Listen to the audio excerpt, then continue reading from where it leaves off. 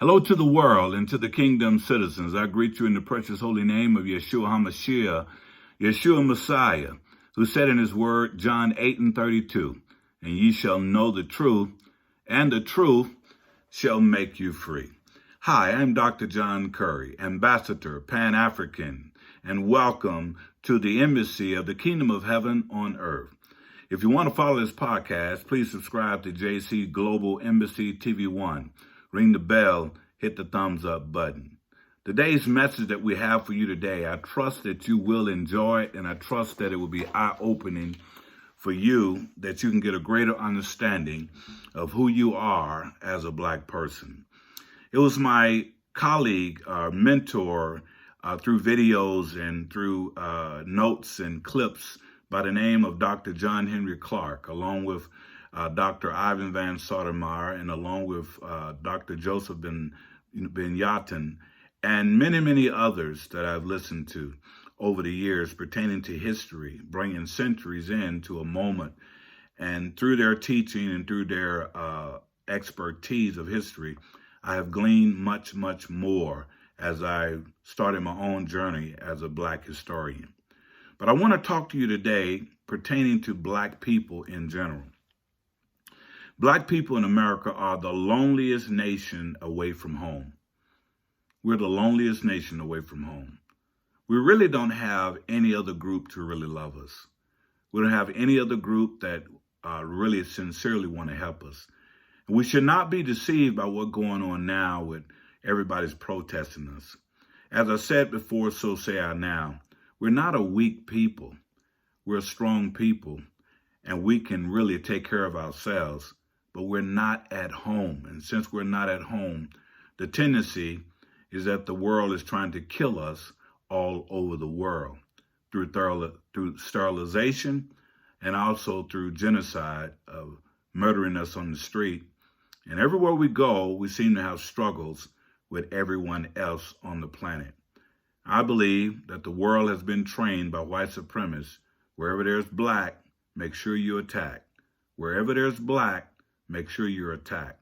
Because the white supremacists know that when Black people come together as one, there's no power on the complete earth that can stop us. So Africa for the Africans, and no longer will we have to be some of the most misused and abused people on the planet because we're spread it all over the world. But when we come together, the world will see who we really are. You see, Pan-African is what I am. Pan-African is the principle of advocacy for political union all over the globe for indigenous inhabitant Africans. In other words, there are roughly 240 million Blacks that are in the diaspora.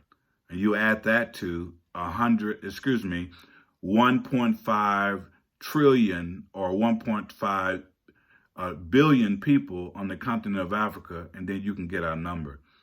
Black people, we've never been a minority. We've always been a position of a majority. But since we're scattered all about, all over the world, is indicative to the fact that we've been scattered all about consciously and subconsciously against one another. I believe those times are changing as we're finding ourselves coming together as a scattered diamond. And when we get together, the world will see our glistening power. But for the Blacks in America, we are the most powerful Africans in the world. Let me say it again. The Blacks in America, we are the most powerful Black Africans in the world because we've been trained by a white oppressor. He trained us in various ways, trained us how to live according to European styles. That's why I'm speaking English today. It's because my name was changed when I came to America. My language was changed. My religion was changed. Everything about me was changed. And since it was changed, the last thing the white European want to happen to Black people is for us to come to the consciousness of who we are. And that's what many of us are. We're coming to the fact that we rule great world civilization, that we built great world civilization, and also that we have the dominant gene that every world civilization is trying to get. So they're afraid of the fact that we're coming to our senses because we have been trained by them. The Black African American has fought in every American war, foreign and domestic. We fought in every war. No matter what war it was, black soldiers was there. Civil War, black soldiers was there. World War I and II, black soldiers there. I can go on and on and on. Every war, foreign and domestic, Vietnam War, we was present. So when we talk about patriots and we talk about who's more patriotic to the country, you got to mention black men. Black men and women are more patriotic in some ways, or more than anyone else in America. We built America, fought in every war, still left out of the Constitution, still not treated right. We've done all of these things, and yet America still treat us like animals. How can you do that, America, when we have been here for you when you wasn't here for your own self? So the other thing that I want you to understand, that the Black African American is the most misunderstood, the most wounded of all Americans or all African worldwide. We're the most misunderstood, the most wounded of all African worldwide. And the reason why we're the most misunderstood is because people don't understand our struggle. They talk to us like they do. They try to pretend like they do, but they don't know our struggle. They don't know our struggle of getting up in the morning, getting in your automobile, not knowing if you're going to come back. They don't know our struggle of being concerned about our children. They don't know our struggle of telling our sons and our daughters, when you leave the house, here's what you need to do. If you get pulled over, make sure everything is up front so you don't have to reach for nothing. Make sure you respect the law. Make sure you do what they ask you to do so you can come back home that day. They don't know our struggle. They don't know the struggle of walking through the mall and being watched. They don't know the struggle of every time you go out, you don't know what racist, white, immature cop going to pull you over and try to flex on you. They don't know the struggle. They think they do, but they don't. Until you living in this black skin, you'll never know the struggle. And those are some of the struggles that we have. Yet the Black African American is the target for destruction by more forces than any other African people in the world. They are afraid of us. Black people in America, the white man and every other man is afraid of you, especially if you're a black male. They're terrified of you. And they're terrified of you because they move back to hallucinogenic rehearsal and they start thinking about how wrong they've done you. They start thinking about the stuff they did to your children, your mothers, your fathers, your forefathers. They start thinking about how they're still discriminating against you. So even now when they do little things to call themselves trying to ease their conscience, they still are afraid. They don't know. The bottom line is they don't know when we're going to snap and get back at them. But what they have to understand, we're not wired for that. We just want you to pay our reparation and leave us alone so we can build our own black nation and then go back to our continent of origin and build a continent. But they don't understand that. Even when we try to leave them like Rosewood and we try to do those type of things, they got to come and burn things up. Even we go down to Black Wall Street and Tulsa, and we want to separate. We want to get away from you because every time we with you, you want to keep us as slaves when we know we're not slaves. They hate it when we start to move up. They hate it when we build black banks. And right now in America, we have 21 black-owned banks, and they hate it. They even march and protest because black folks are loving to support themselves. They hate it when black money goes in black hands because there's $1.5 trillion that does not go to them.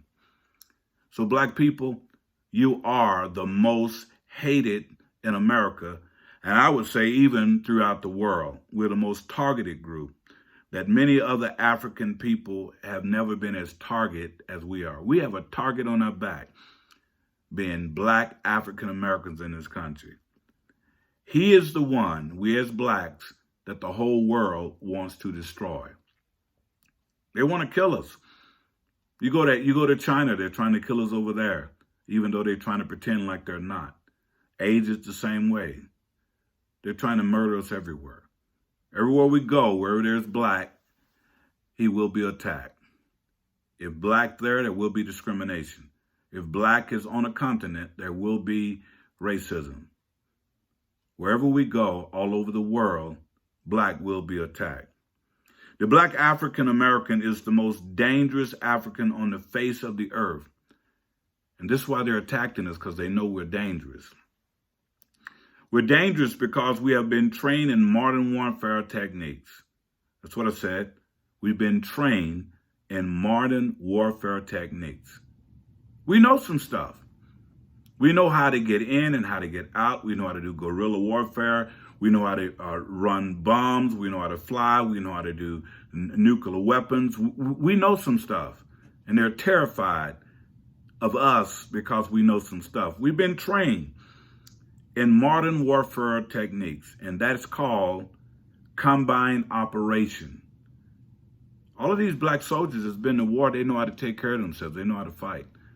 They're terrified of the fact that we become a black nation within a nation, and hopefully not crying for a nationality. But when we begin to come together, there's nobody on the planet that can deal with us or stop us, especially if we go back to our home, the continent of Al-Qabilan, back to the land of the blacks, and we don't have to worry about all this mess that we're dealing with here today. As black men and women, we've been trained to depend on white men and women and not each other. I say to you, those days have got to be over, and those days need to be over right now. One love, Black Nation building time, and that's Pan-African, all for one and one for all. They've already demonstrated to us that they don't really love us. They've already demonstrated to us that they don't want us here. They've already demonstrated to us that they're not going to pay reparation.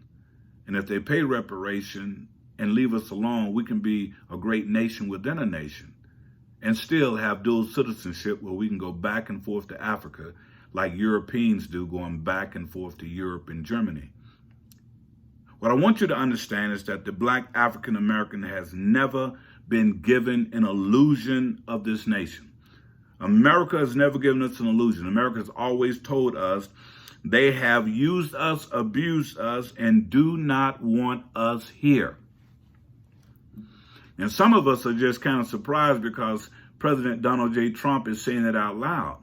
But there are many whites that don't want us here. They hate it when they see us. They don't want us messing with their little sons and daughters and creating mulatto babies. They don't get happy with that. And here's the reason why they don't get happy with that, because whites are dying all over the world. Germany and other places in Europe are about to become ghost towns. It's called pathological altruism, which simply means they're dying of despair. And they believe that we need to separate. You remember what George Wallace said? He said separation, he said segregation now, segregation tomorrow, and segregation forever. The reason why George Wallace was saying that, because he knew that black people had the dominant gene, and then with the recessive gene, if they mixed, they was going to wipe themselves out. So building a border wall and all that ain't got nothing to do with the wall. It's got more to do with the gene pool. Blacks and browns multiply. You've heard the phrase, in, never die, in, multiply. That's what they're afraid of.